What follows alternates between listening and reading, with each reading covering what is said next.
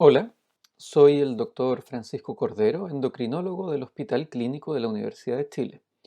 En esta clase vamos a revisar los tumores hipoficiarios no funcionantes. Como recordarán de anatomía, la hipófisis se puede dividir en una hipófisis anterior y posterior, esto según el origen embriológico, y a su vez la hipófisis anterior está compuesta por células tanto acidófilas como basófilas. Estas células pueden producir diversas hormonas como la hormona del crecimiento, la prolactina, la TSH, ACTH y las gonadotrofinas. Por otro lado, la neurohipófisis o hipófisis posterior produce la hormona antidiurética y la oxitocina. La prevalencia de los tumores hipofisiarios es bien variable y depende del tipo de estudio que leamos. Existen algunos estudios en series de autopsias que incluso reportan cerca de un 10% de tumores hipofisiarios en la población general.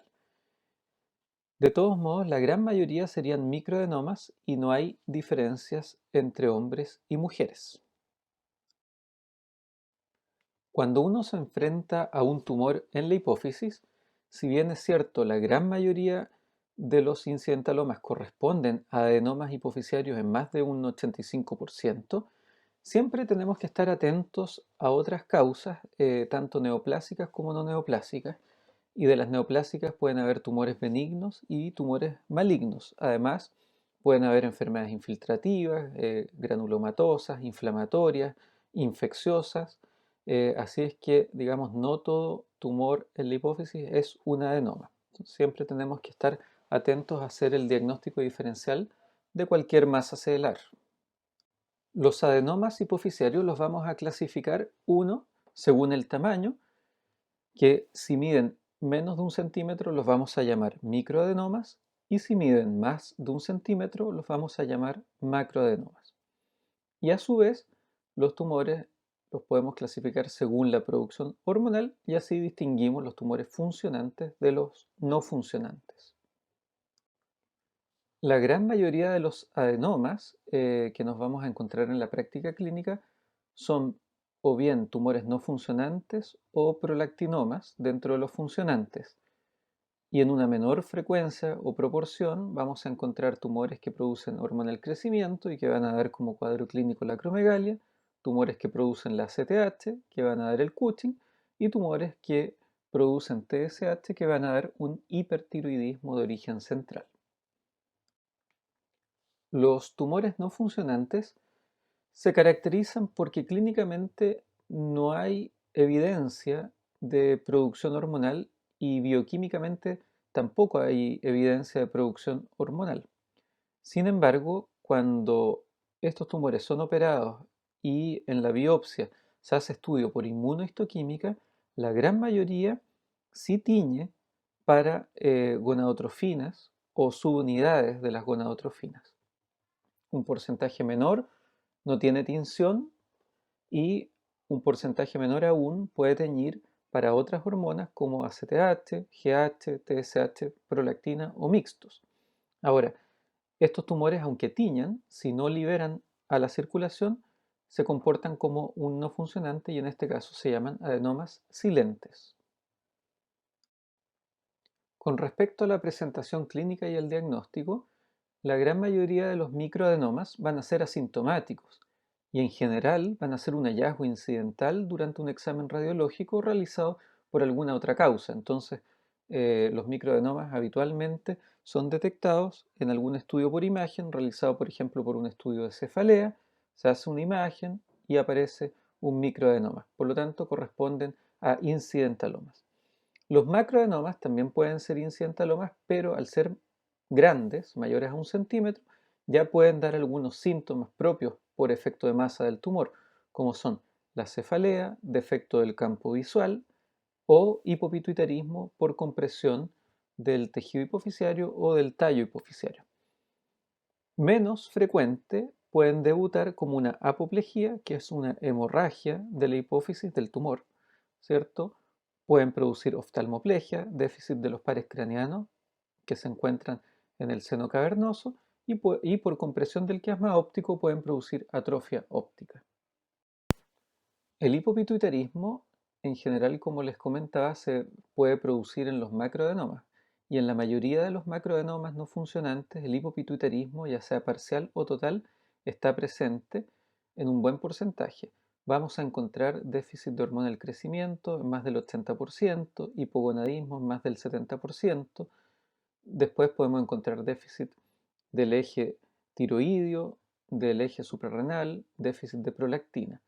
Los déficits aislados del eje tiroideo o adrenal son excepcionales y los mecanismos por los cuales se produce el hipopituitarismo corresponden, uno, a compresión del tallo hipoficiario, que va a disminuir todas las hormonas estimulantes desde el hipotálamo, compresión del tejido hipoficiario funcionante, ¿cierto? Del tejido que estaba sano, que lo comprime, o si el tumor crece a nivel supracelular y crece, digamos, en una magnitud que alcanza el hipotálamo, puede destruir el hipotálamo y de esta forma producir un hipopituitarismo.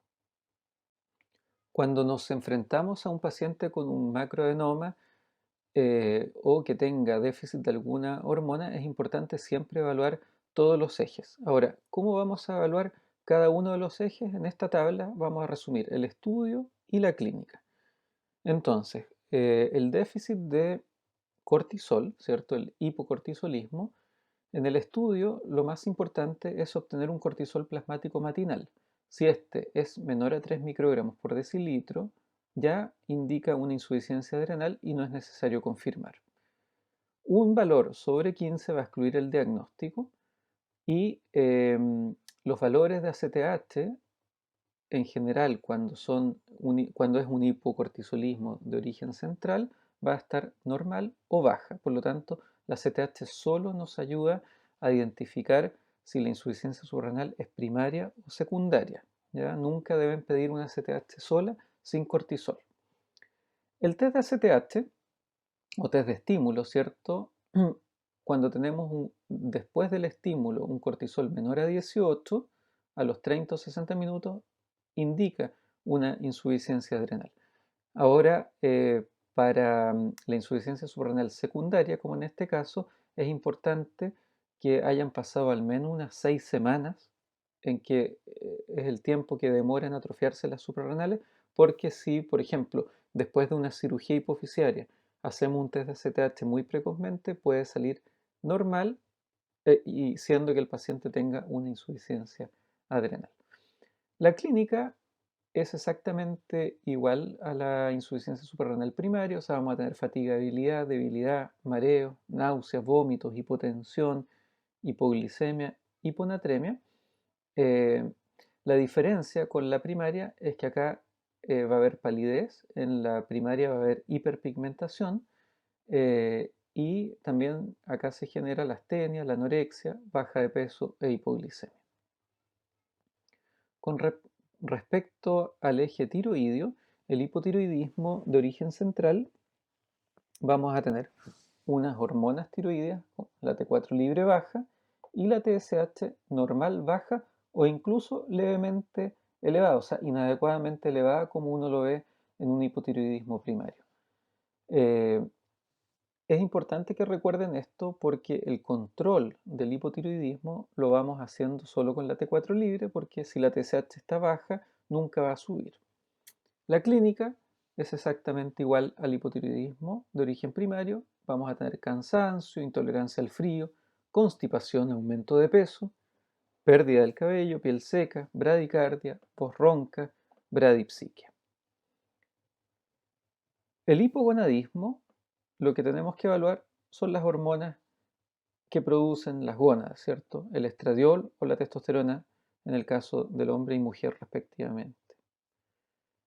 Las gonadotrofinas, FSH, LH, van a estar normales o bajas, por lo tanto nos van a indicar el origen, diferenciándolo de la primaria en que van a estar elevadas. En los niños, la clínica se manifiesta por un retraso en el desarrollo puberal. En las mujeres puede haber amenorrea u oligomenorrea, infertilidad, disminución de la libido, osteoporosis. En hombres hay disminución de la libido, disfunción sexual y puede haber disminución de la masa ósea y muscular, además de disminución del vello. Y con respecto al déficit de la hormona del crecimiento, En los pacientes que tienen tumores habitualmente hay más de un eje comprometido. Por lo tanto, si tenemos un paciente con un IGF-1 bajo y tiene otros ejes comprometidos con un tumor, ¿cierto? O alteración estructural hipoficiaria, el diagnóstico está esto, ¿cierto? La GH basal no es un, no nos sirve mucho porque la GH basal es bastante fluctuante y hacer un test de estímulo para GH solamente en casos en que hay dudas, y de los test de estímulo que existen, existe la hipoglicemia, el glucagón, la arginina, GHRH, la clonidina y la L-Dopa. La clínica del déficit de GH en niños obviamente va a haber una talla baja o retraso en el crecimiento, y en adultos es un síndrome ya bastante caracterizado en que hay disminución de la masa y fuerza muscular, aumento del tejido adiposo, o sea, redistribución de los tejidos, hay fatigabilidad, disminución de la calidad de vida, aterosclerosis prematura. Por eso es que cada vez se tiende a tratar más el déficit de GH en adultos. Otra de las manifestaciones de los tumores hipofisiarios no funcionantes puede ser la hiperprolactinemia. Y acá tenemos que tener cuidado porque hay que recordar que la prolactina es la única hormona hipofisiaria que no es liberada por un estímulo hipotalámico, sino que tiene una inhibición. Por lo tanto, si el tumor hipofisiario comprime el tallo hipofisiario, va a elevar la prolactina sin ser un prolactinoma. Entonces, lo importante a tener en cuenta acá es que son los valores de la prolactina, ya que por compresión del tallo hipofisiario los valores en general son menores a 100 o menores a 150, y valores sobre 150 corresponden a prolactinoma. Ahora, si tenemos un macroadenoma, en general los macroprolactinomas tienen valores sobre 200 o 250. Por lo tanto, si vemos un tumor de 1, 2 o 3 centímetros con valores entre 70 y 100, eso probablemente corresponda a compresión del tallo hipofisiario.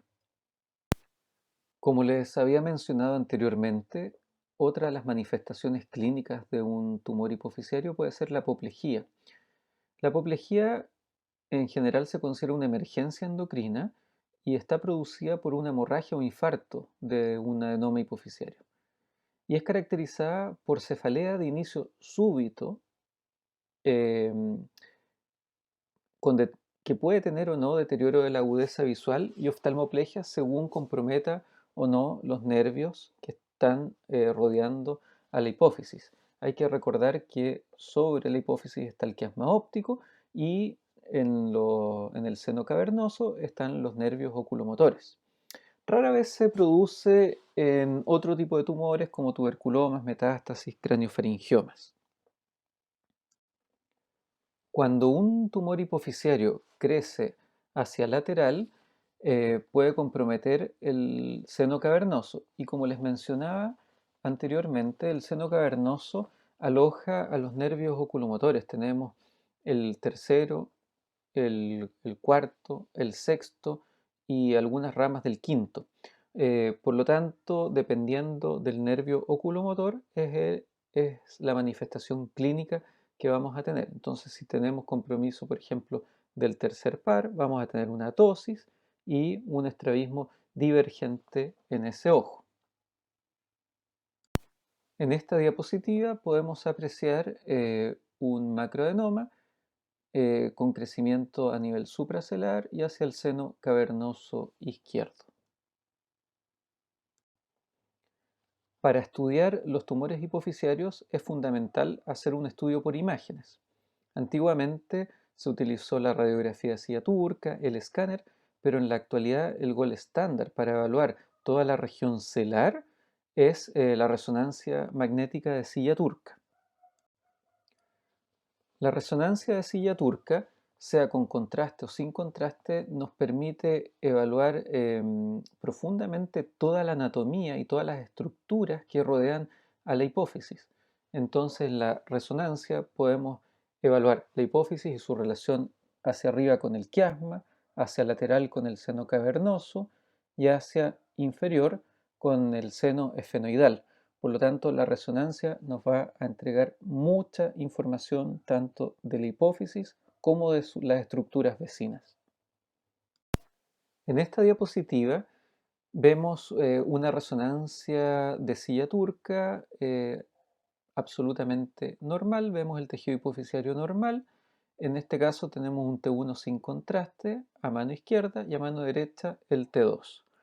Ahí ustedes pueden apreciar, entre medio del seno cavernoso está el tejido hipofisiario, por arriba se aprecia el quiasma óptico y la diferencia entre estas dos secuencias es que T1 muestra el líquido negro, ¿cierto? Ustedes pueden apreciar ahí el líquido cefalorraquídeo de los ventrículos y el líquido que rodea a la hipófisis de color negro, y en la imagen de la derecha, que es un T2, el líquido se ve blanco. Este es otro corte, este es un corte sagital de la hipófisis. También es un T1 sin contraste y un T2. Y como ustedes pueden apreciar, en T1 yo les dije que el líquido se veía negro, pero el tejido lipídico se ve blanco. Por lo tanto, esa manchita blanca en la hipófisis posterior es la neurohipófisis.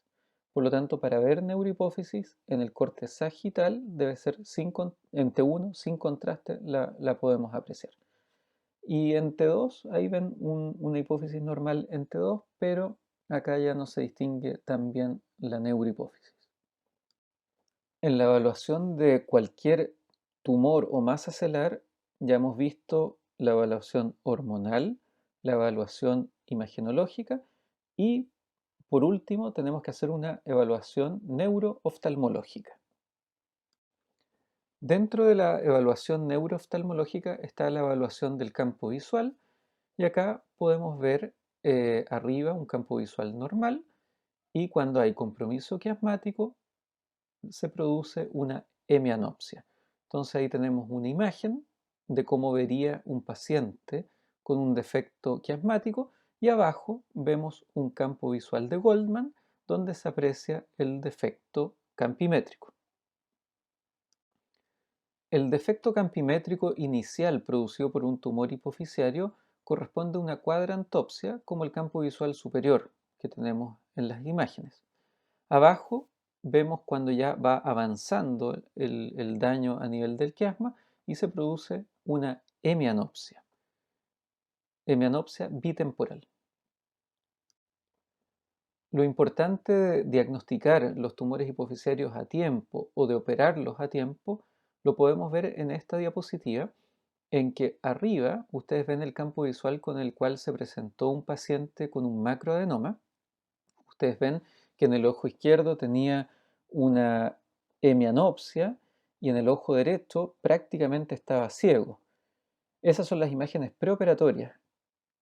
Al mes después de la cirugía, ustedes ven el campo visual cómo se había recuperado, y en el ojo izquierdo tenía una cuadrantopsia y en el ojo derecho había recuperado bastante, y lo que tenía actualmente era una hemianopsia. Por lo tanto, ustedes ven la importancia de hacer un diagnóstico y una cirugía descompresiva a tiempo. Para ir terminando con lo que es evaluación hipofisiaria, yo ya les había resumido, la evaluación hipofisiaria tiene tres pilares. Uno, la evaluación imagenológica, segundo pilar, neurooftalmológico, y tercero, funcional. Uno los separa, pero en general se deben hacer las tres evaluaciones en paralelo cuando uno se enfrenta a un paciente con una masa celular. En general, el tratamiento de los tumores hipofisiarios no funcionantes es el tratamiento quirúrgico. Ahora, los objetivos van a ser preservar o restaurar la visión, como pudimos ver en unas diapositivas anteriores, y facilitar un adecuado control a largo plazo. Ya, también en macroadenomas muy grandes hay que evitar que ocurra una apoplejía, entonces en general por eso es que tienen indicación quirúrgica. Lo que sí, la cirugía hipofisiaria debe ser realizada por un neurocirujano con experiencia, ya que tenga un alto volumen de operaciones, y ello aumenta tanto el éxito quirúrgico y disminuye las posibles complicaciones asociadas a la cirugía. Y los tumores hipofisiarios no funcionantes, ¿cuándo los vamos a operar? En general, si es que tienen defecto del campo visual, compromiso del quiasma óptico o de algunos nervios oculomotores, en general tienen indicación quirúrgica. Tumores también que sean macroadenomas muy grandes, también tienen indicación. En tumores más pequeños y que no tengan defecto del campo visual, uno podría eventualmente ir haciendo un seguimiento y si es que aparece defecto del campo visual o el tumor crece o se aproxima al quiasma óptico, ahí se opta por la cirugía. Si se opta por la cirugía, uno hace a los 3-4 meses una resonancia y ve si hay un remanente y el tamaño del remanente para evaluar un manejo expectante o no, dependiendo si crece o no el remanente. También hay que considerar que los tumores hipofisarios no funcionantes en algunos casos son susceptibles de tratamiento médico y también existe como alternativa terapéutica la radioterapia, pero todo esto ya es indicado por el especialista. Entonces, con esta diapositiva hemos finalizado la clase de tumores hipofisiarios no funcionantes, donde conversamos de la evaluación y tanto endocrina, evaluación neurooftalmológica, evaluación imagenológica y las indicaciones de cirugía.